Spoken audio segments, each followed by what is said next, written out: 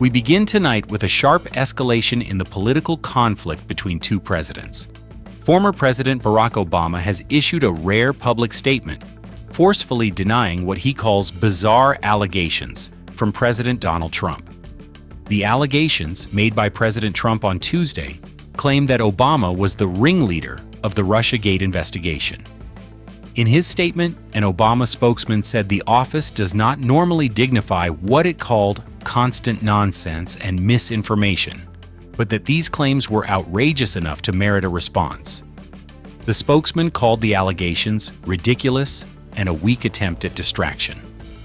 President Trump's accusations stem from recently declassified documents released by the Director of National Intelligence, Tulsi Gabbard. According to Gabbard, the documents provide overwhelming evidence that after Trump's 2016 victory, then President Obama and his national security team laid the groundwork for the years-long probe into alleged collusion with Russia. The documents reportedly suggest that Obama administration officials manufactured and politicized intelligence to create the narrative that Russia was interfering in the election, despite conflicting information from within the intelligence community.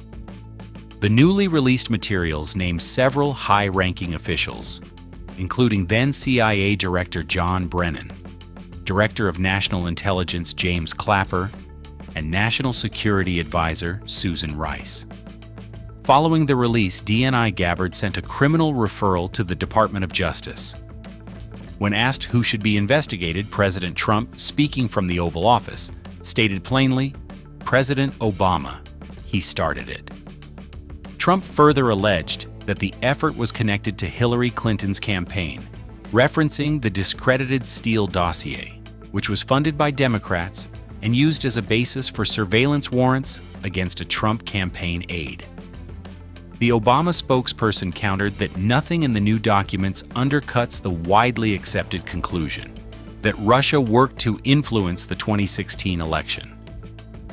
A finding he noted was affirmed by a bipartisan Senate Intelligence Committee report in 2020. The political fallout from past elections continues to make headlines from multiple fronts.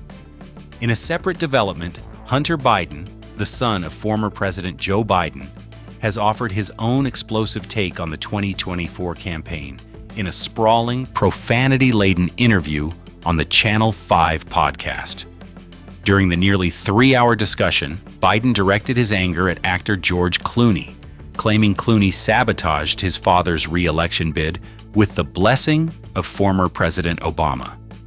The criticism centered on an influential New York Times essay Clooney wrote, which called for Joe Biden to be replaced as the Democratic nominee following a disastrous debate performance against Donald Trump. Hunter Biden questioned Clooney's right to undermine a sitting president and accused him of lying about his father's cognitive state at a fundraiser.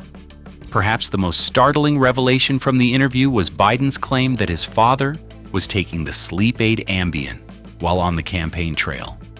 He attributed the former president's poor debate performance to exhaustion from a grueling travel schedule, saying his father was tired as S and looked like a deer in the headlights on stage.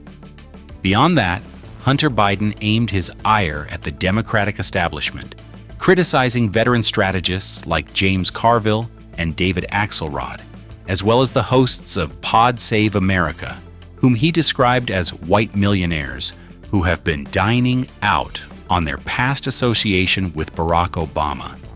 He also turned his attention to President Trump's immigration policies, comparing them to actions in Nazi Germany, and referring to Trump as a thug who is sending immigrants to a concentration camp in El Salvador.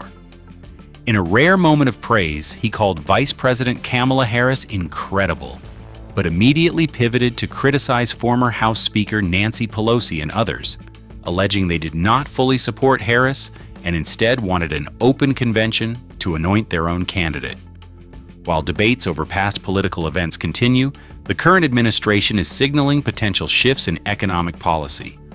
President Donald Trump confirmed this week that he is considering a significant change to the tax code aimed at the housing market, Speaking during a meeting with Philippine President Ferdinand Marcos Jr., Trump said his administration is thinking about eliminating the capital gains tax on the sale of houses.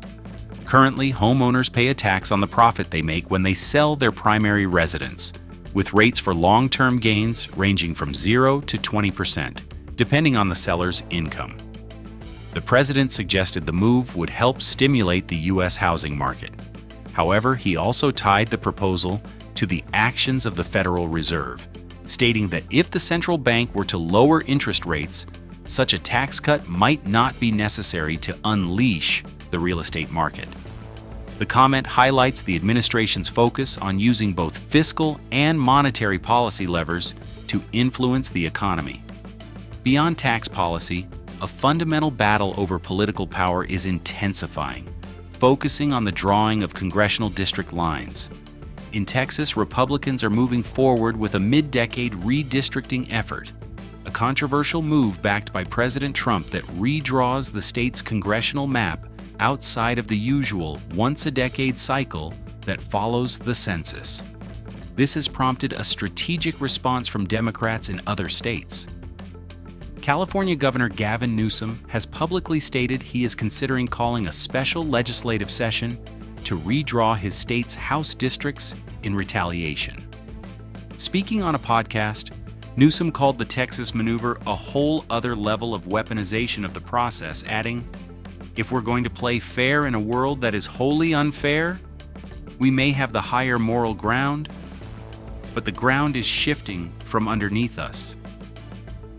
This fight over political representation has been further inflamed by a resurfaced video clip involving a Democratic congresswoman, which has added fuel to a contentious debate about the relationship between immigration and political power.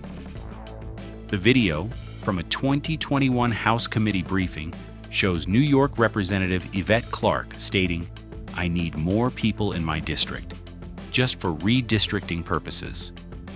The clip has gone viral, with conservatives claiming it is a frank admission that Democrats encourage immigration to gain more congressional seats, since district apportionment is based on total population, including non-citizens. The controversy has renewed calls for legislation like the SAVE Act, a Republican-led bill passed by the House that would require documentary proof of U.S. citizenship to register to vote in federal elections.